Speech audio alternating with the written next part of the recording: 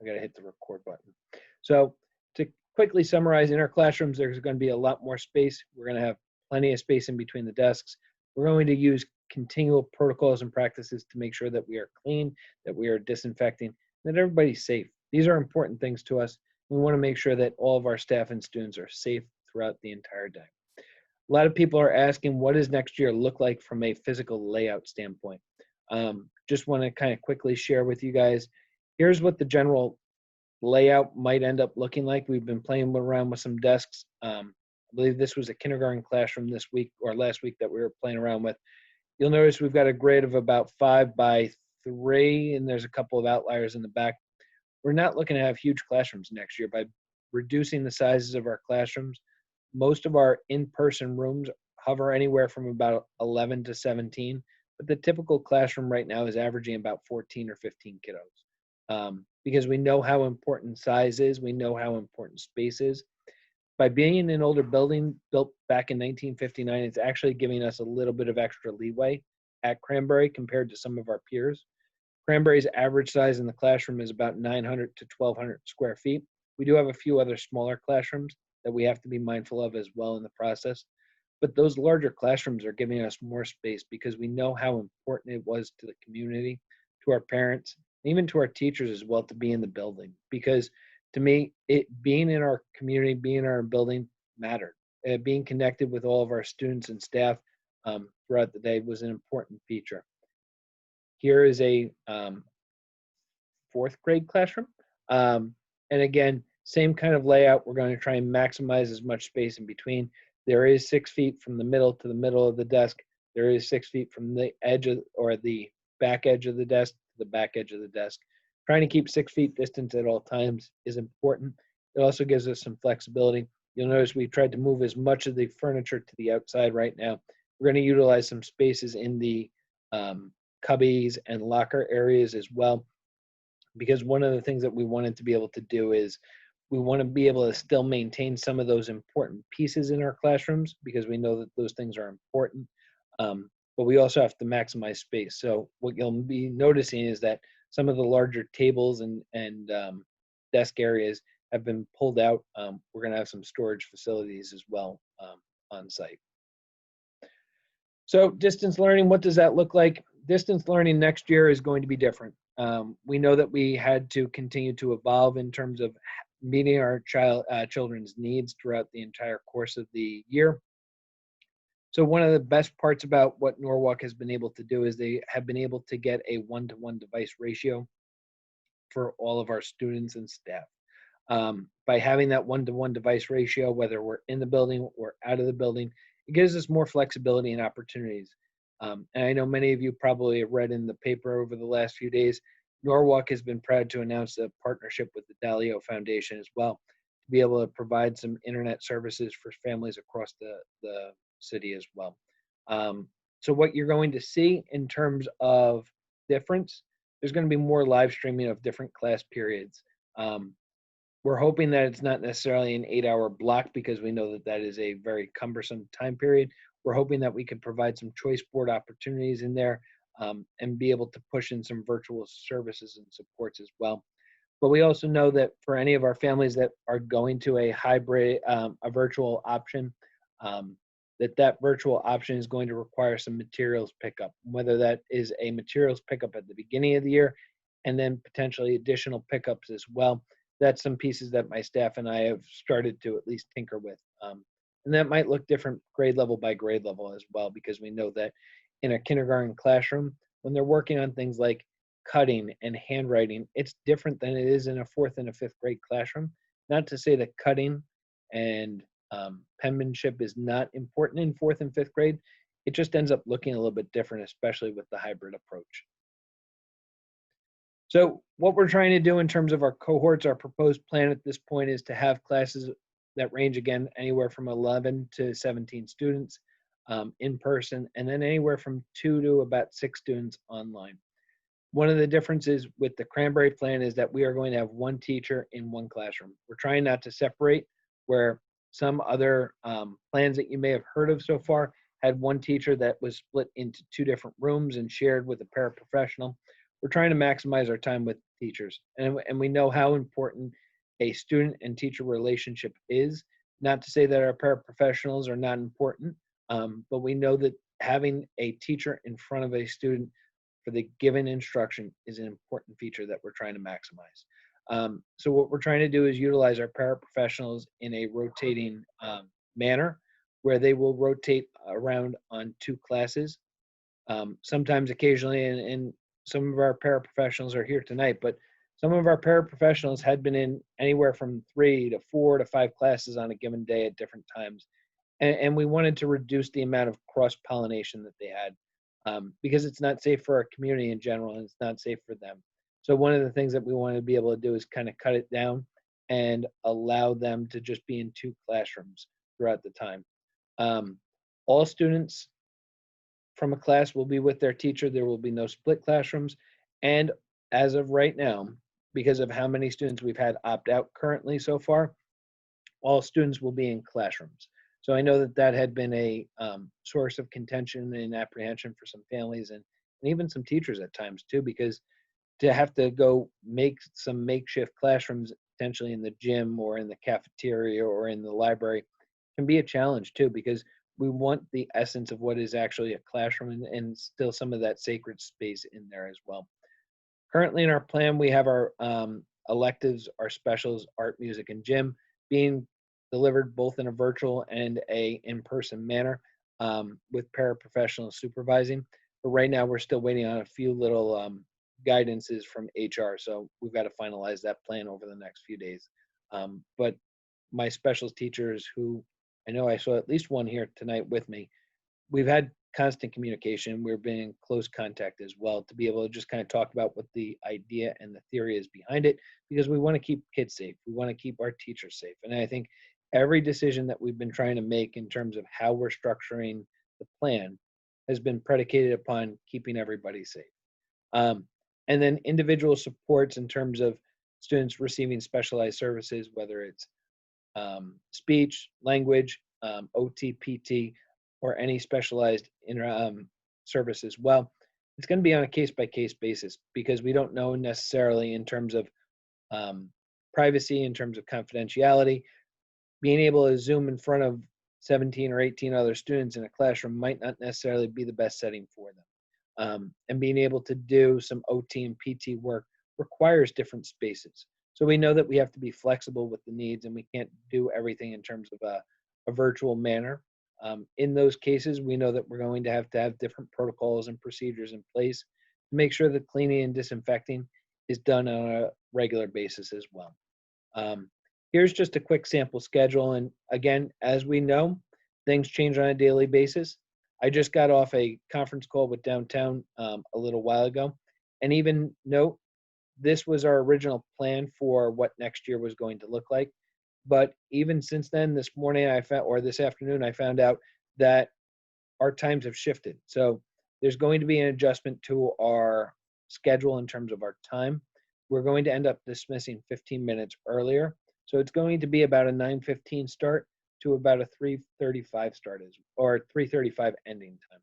That 15 minutes, it's going to give our teachers plenty of extra time in terms of getting acclimated and ready for all of the different tools and practices that are ahead of us.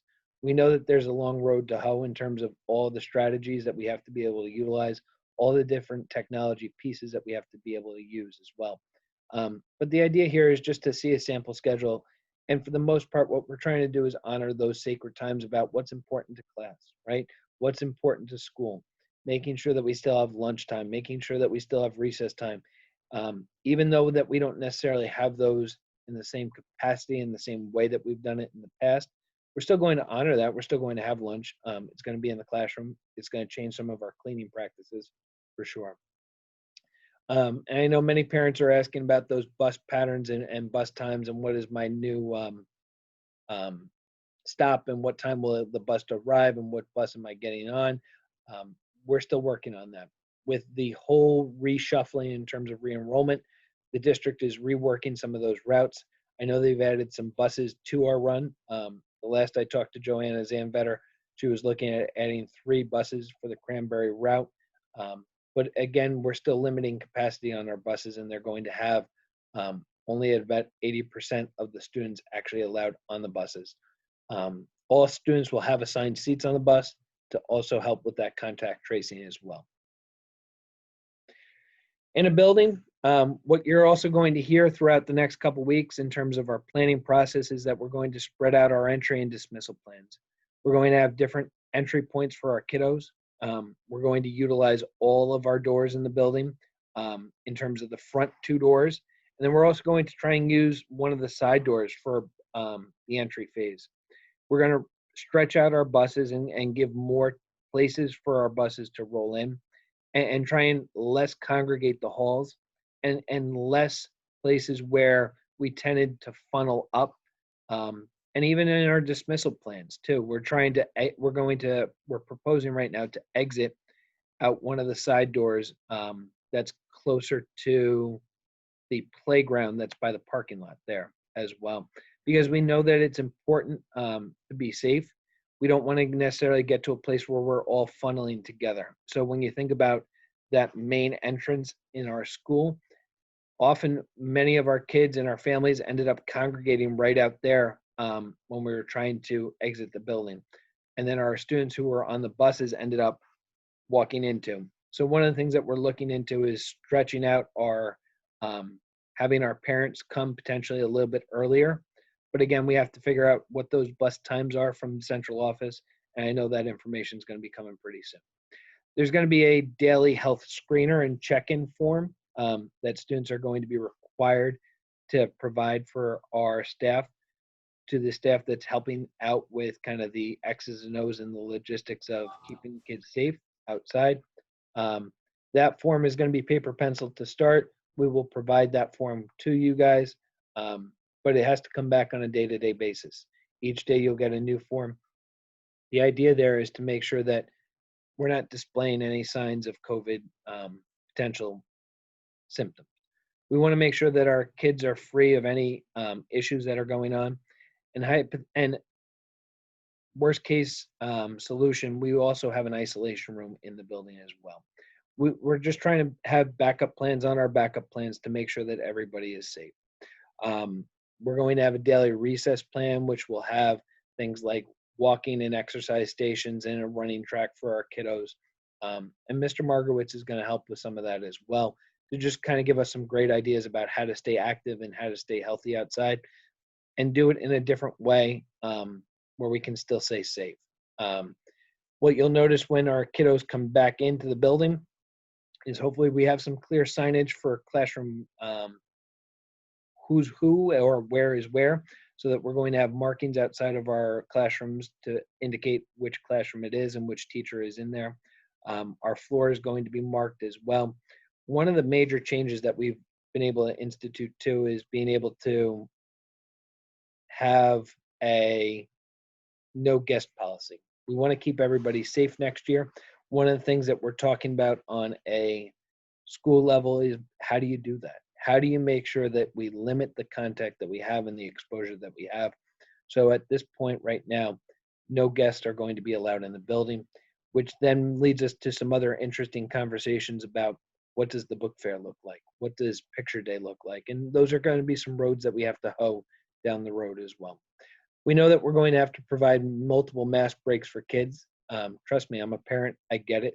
Having a kid in a school for 8 hours a day and having them wear a mask for a prolonged period, it takes a lot. So we also know that when we did summer school over the past month and a half, our kids did great with it. They really did. We have a lot of these fears, we have a lot of these apprehensions, and trust me, as a parent, I fully get it. But when you saw these kiddos come into the building, they got it, and they fully embraced it. And I think more often than not, the adults in the room tend to have a harder time with it. I know myself included, and my wife included. My kids, when they go to the stores or anywhere else out in public, oh, put your mask up, and they're ready to go.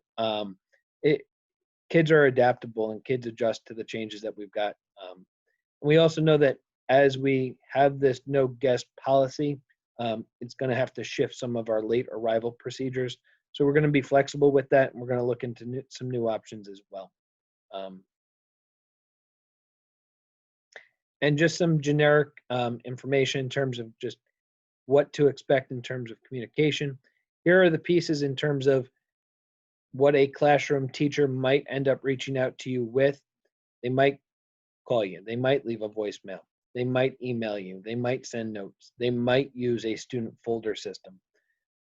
These two pieces here down on the bottom, the learning management system, we're going to utilize Class Dojo from a whole class or a whole school perspective, and teachers might utilize that to help send messages and other communication as well. But for the K1 families, we're going to need to get acclimated with Seesaw and Google Classroom for our 2nd through 5th grade families as well. For some school-wide information, here's the one piece that I want to just kind of hammer home as we've got a contained audience here tonight. So email and phone blasts. I'm going to use PowerSchool a lot. And I know over the last few weeks, I've been kind of hammering home a bunch of emails over the course of time here. But here's the thing. If your email ever does adjust in terms of how to get a hold of you, or your phone number ever changes, I really need you to reach out to the school. Miss Alonzo is wonderful about updating PowerSchool, and she's a great resource to have. But one of the things that's important is we need to be able to get a hold of you at any point. Heaven forbid something were to happen, it's just a great resource to have. And last but definitely not least, here's our kindergarten newsletter that is going to be going out, but there's some other important information here just from a PTO standpoint. PTO has a website. It's a wonderful website. PTO is also doing some lawn signs that got cut off down here at the bottom, but it says together, together we got this, because I think at the end of the day, that's the most important piece. PTO is also going to have some meetings on the 3rd Thursday of every month. The first one coming up is September 17th. And here's just some last steps that I've got for you guys. We're hammering out those final details in the reopening plan the next couple days. Class lists are going to be finalized probably on Friday. You're either going to start getting some letters from the district have been asked to be sent out the coming Monday. So we're going to start sending those letters and emails out on the 24th, which was, again, a change from this morning's meeting that I'll communicate out to our families and community as well. I'm going to try and run another one of these town hall meetings next week. Same time, same bat channel. I think it's important for you guys to be able to have one of those, a forum like this, be able to ask some questions, hear where we're at. Our wonderful staff returns that same week. Our first day of school is 9/1, the first day of September. We have Labor Day as a nice little reprieve at there. Here's some things that our staff and our team and myself are working on. We're working on some safety preparedness plans. We're working on some time for training for staffs and families. Here's the last piece that I want to leave you as I've got this captive audience. SGC elections. We've got a new SGC that's going to be coming up. School Governance Council. It's an important way to be able to contribute to our school, make sure that everything's headed in the right direction. Listen, I've had a wonderful opportunity to be here for the last year, and I'm blessed to be able to say how proud I am to be the interim principal here at Cranbury. But our SGC is kind of that moving part to make sure that everything's headed in the right direction. We've got a wonderful staff here. We see some wonderful headway that we're making into it. Last year, we had the 2nd highest last link scores in the entire district. And we made some wonderful growth in between the beginning of the year. And by the time we shut down, we were doing some wonderful things and excited about the trajectory that we had going on there. And we're excited to be able to come back and support our community and see our students, and be able to have some learning and be able to get connected as well. So we're super excited to be able to help you guys, to be able to support you, and be here for you guys, because we know that it's been a long road since we've seen you about 5 months ago. But we're definitely excited to be back together as soon as we can be. I've got a question here. Will students be able to borrow classroom library books? We're working on some protocols as well to be able to do those pieces. We know that that's going to be a challenge. We're looking at potentially having some book boxes that would be on a rotating basis. But right now, Diane, it's a work in progress and we're going to get there. Allison asked, is there a new site director? We are super excited to have Rose Jefferson, and this is part of that newsletter announcement that's going to be going out tonight, be joining us. She's from the World Language Department. She's fluent in 4 languages. She is a wonderful addition to our team, and we're super excited to have her. Are there hand sanitizers in each classroom now? There is not only hand sanitizer stations in each classroom, but they're also in main areas like the hallways as well. Kids will be going to school 5 days a week, both virtual, from a virtual manner or in person as well. Do you need an answer as soon as possible? Here's the thing, Lindsay, about the virtual piece. Listen, yeah, I understand where you're coming from, and I understand a lot of families are on the fence. The more information that you guys can give me, it just helps balance those classrooms as much as possible so that we're not too heavy on one direction or another. I'm not going to force your hand. I get it. I would love the opportunity to talk to you whenever you're getting closer to a decision, and help you in any way that I can. I understand it both ways, and we're going to be as flexible as we can be here at Cranbury. So I'm going to stay on for as long as I need to, but if anybody has anything, I'm here for you guys at all times. I am here, whatever you guys may need.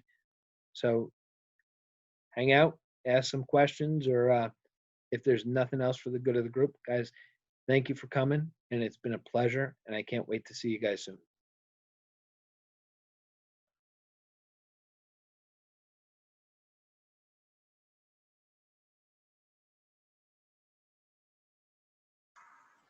Thanks, Michael. Thanks, Jen. See you tomorrow. Sounds good. Bye.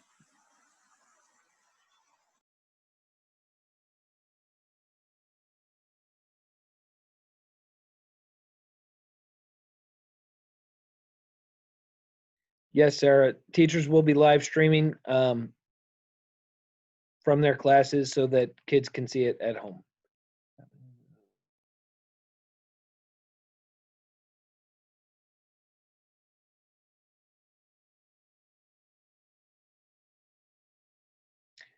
Caitlin, great question. We are working on those protocols and procedures. We got to make sure that everybody is safe at all times.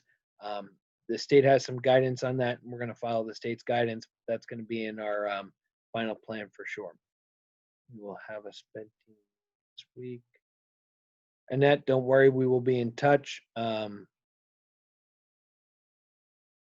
the kids be going? Jonathan, yes, the kids will be going to school for 5 days a week. The new school hours are 9:15 to 3:35.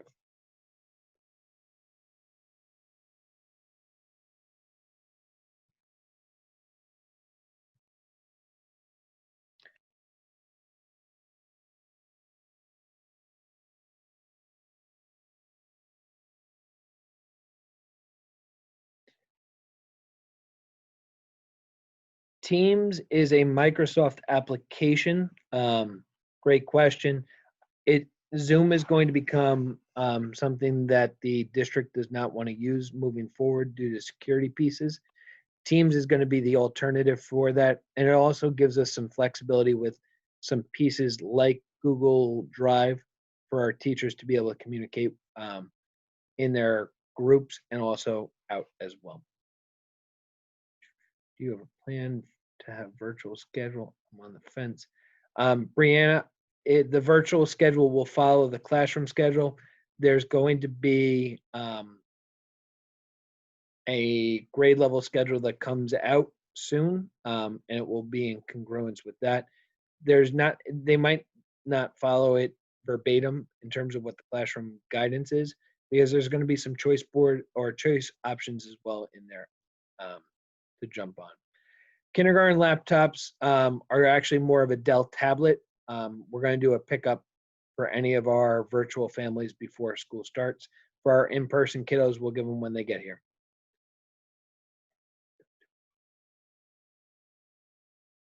Julius, great question. Sorry I didn't mention it earlier. We are actually getting HEPA filters for all of our classrooms. They are the UV grade. They are the industrial strength. We are excited about being able to have that. It is an extra feature um, in terms of ventilation and providing air quality for our schools and our classroom. But it is a filter system that's going to be in there, similar in terms of like a size shape from a like a dehumidifier. So we're working on that piece as well, but it's something that we're excited to be able to have in Norwalk. Sarah, that's going to be in our plan in terms of if a kid tests positive. It means that we're going to have to do some contact tracing. It also means that we have to make sure that we are aware of all the interactions and circles that has happened. And then we're going to have to make some adjustments in terms of how we provide our instructional models from that point forward. Ventilation is more air, outside air coming into the school. Are we fine?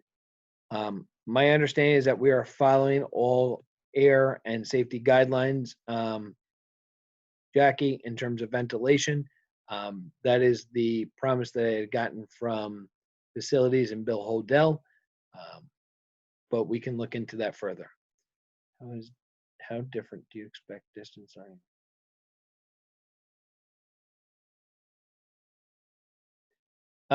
So distance learning is going to be slightly different, but in-class learning is also going to have its advantages and disadvantages. I think it comes down to how comfortable you guys are and where your feelings about everything that's going on is. It's an interesting guideline because when you think about community health and how the connections of one individual touch in terms of their circles and what that ends up having in terms of a ripple effect, I fully understand where you're coming from in terms of balancing out the that choice between distance learning and virtual.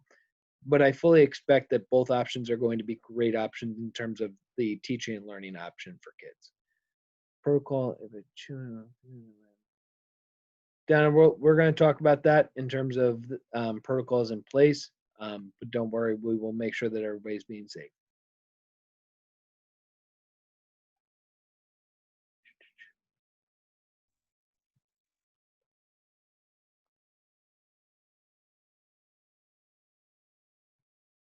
Caitlin, can you please clarify those doing virtual? Is there a dedicated teacher or paraprofessional to assist the kids? Caitlin, that's a great question. We're going to have that same classroom teacher teaching live. That's why we've also tried to get the paraprofessionals in the classrooms as much as possible so that the paraprofessional can be helping both with those in-person kiddos and some of those kiddos that are doing some remote learning as well. We know how important teaching and learning is for our students to make sure that they're gaining traction and everything's holding true. But at the same time, we're going to have plenty of support out there for both the in-person kiddos and the students who are learning virtually.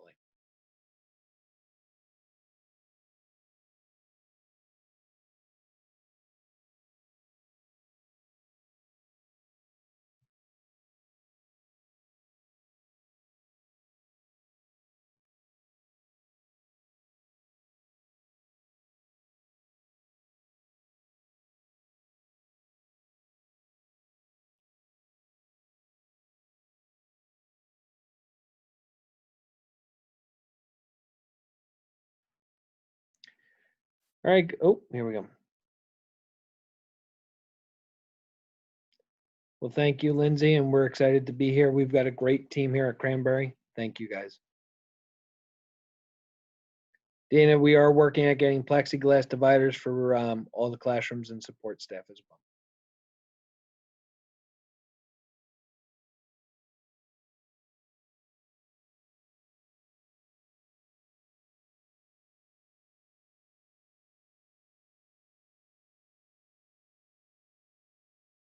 Thank you, Colleen.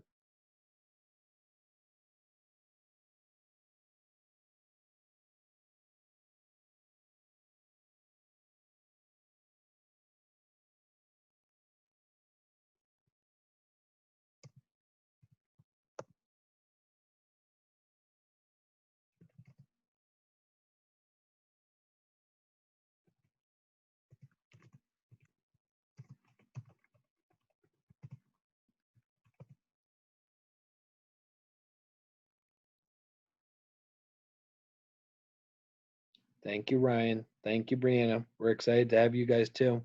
Thank you, Howie.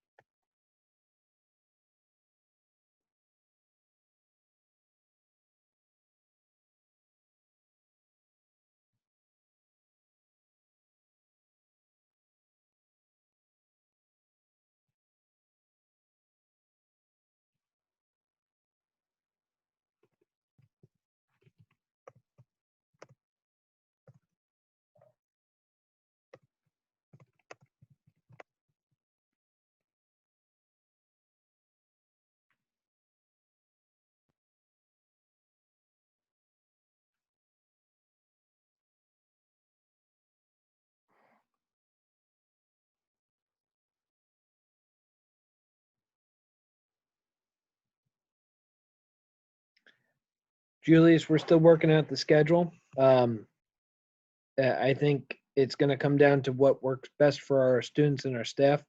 We know that sitting in front of a computer for 8 hours at a clip is not necessarily best practice for kiddos, especially 5, 6, 7, 8-year-olds. Trust me, as a parent, I get it. But you will have an entire schedule for when those sessions would be, and we're working on developing that in combination or in correlation with our teachers, so that everybody has a good sense of what's going on and it makes sense for our kiddos.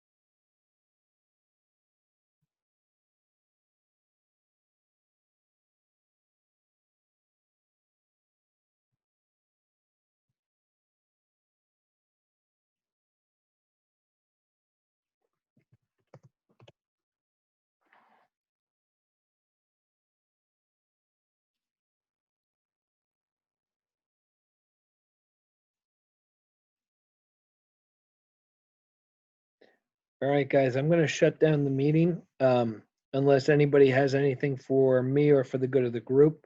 Again, I really appreciate all the wonderful conversation questions, and I look forward to being able to connect as we move forward, guys. Have a wonderful evening, and be well, guys.